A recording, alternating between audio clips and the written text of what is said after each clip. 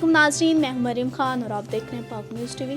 खबर शामिल करते हैं कराची से। हमारे नुमाइंदा सना भट्टी की रिपोर्ट के मुताबिक कराची के इलाके लियाकताबाद में बेलगाम डाकुओं ने अनोखी वारदात करते हुए शहर के मशहूर गोला कबाब वालों का कीमा गन पॉइंट पर छीन लिया।